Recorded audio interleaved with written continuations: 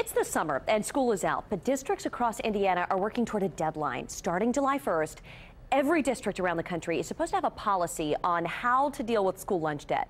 Sounds simple enough, right? But how districts have handled the issue up to this point has caused a lot of controversy. When kids don't have lunch money, for example, the districts lose out. So districts nationwide are carrying thousands of dollars of debt to their food service division. In an effort to collect that debt, a lot of school districts have resorted to tactics that critics call lunch shaming. Lunch shaming's nothing new. The critics say it's anything from giving an alternative meal or often a cheese or peanut butter sandwich. It can also involve throwing away the child's food right in front of them, stamping their hand, or making them clean lunch tables at the end of lunch, all of which has been documented around the country. But this is such an issue that the state of New Mexico became the first to outlaw any form of lunch shaming this spring, and now a bipartisan group in Congress wants to ban it nationwide. We had a cheese sandwich policy at one of the school districts in New Mexico where they just got 2 pieces of white bread and a slice of American cheese. And it was very evident to the other kids who these children were.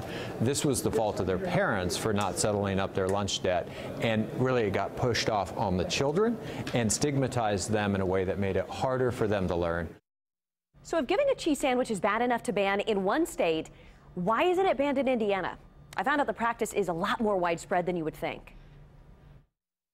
Every child has the right to eat, and they can't learn if they don't eat. From a small Beech Grove lunchroom at Hornet Park Elementary, Beth Skirvin speaks from the heart. For nearly 20 years, she's worked in the district's lunchrooms and now trains other cafeteria workers on how to handle its 3,100 students. When I train the employees and the cashiers, I always tell them, be nice to that child. We're the only ones that do not expect anything from them. We're just there to feed them and show them some compassion. Her point of view is why in 2013, the Beech Grove School District did away with a policy it believed singled out kids who didn't have money to pay for lunch. The policy involved giving an alternative meal. So if a child didn't have money on their account at checkout, part of their meal would be thrown away, and they would be given an alternate meal that was otherwise not on the menu.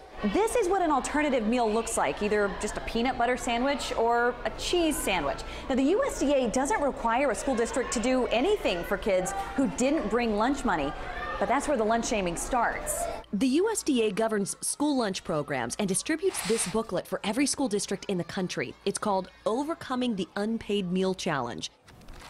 On page 38, it includes a table of discouraged actions, including throwing a child's meal in the trash if they're unable to pay, and serving unappealing alternative meals with low nutritional value as a strategy to embarrass children with unpaid meal debts. These are just a few of the school districts in central Indiana offering an alternate meal or entree when a student is in the negative.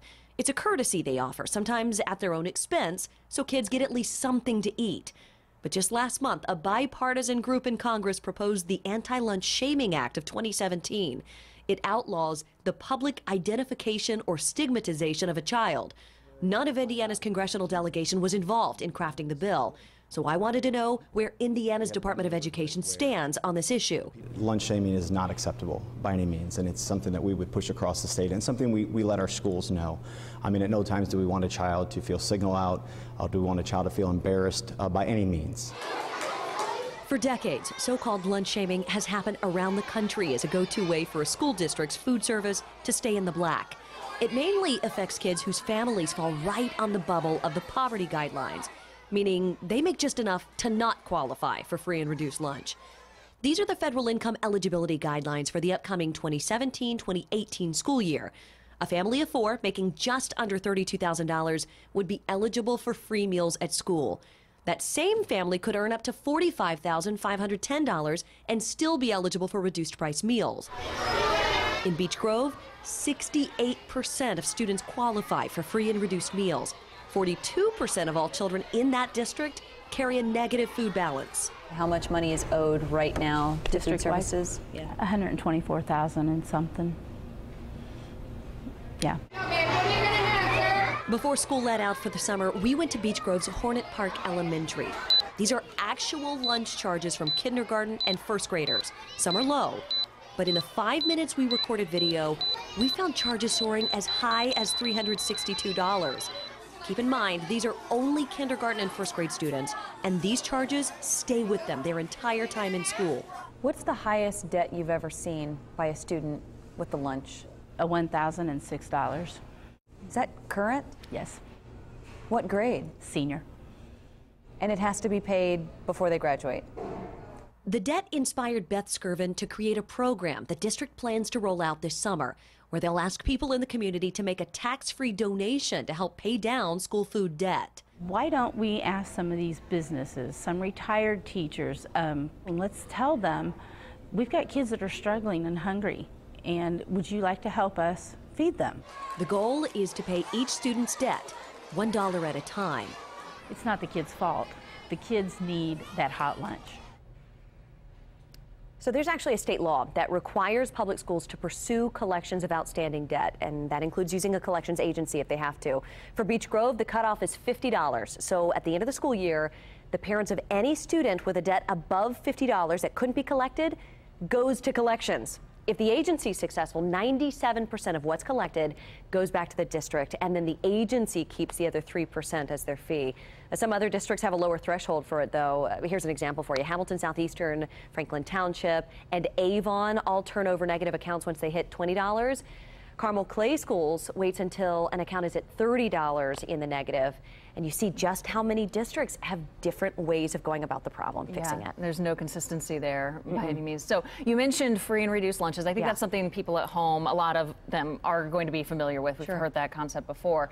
So if a student qualifies for it, but they have a debt, is that debt going to go away? Because I think the debt idea is something that people don't realize is even out there. Yeah, unfortunately, it does not go away. Once there's a debt, it stays with the child for as long as the district wants it to stay with the child, quite frankly. But that's why the Department of Education has said, kind of from the get-go, hey, as soon as you see a kid beginning to get negative charges, ask them, talk to their parents, find out if they qualify for free and reduced lunch, because if that debt stays out there, it ends up being the responsibility of the district, and the district is losing out. So once the debt's there, it's there. Hopefully we can get more kids on free and reduced lunch if they qualify. All right, this is interesting stuff and affects everyone really regardless. Totally. As long as you live in a school district. Absolutely.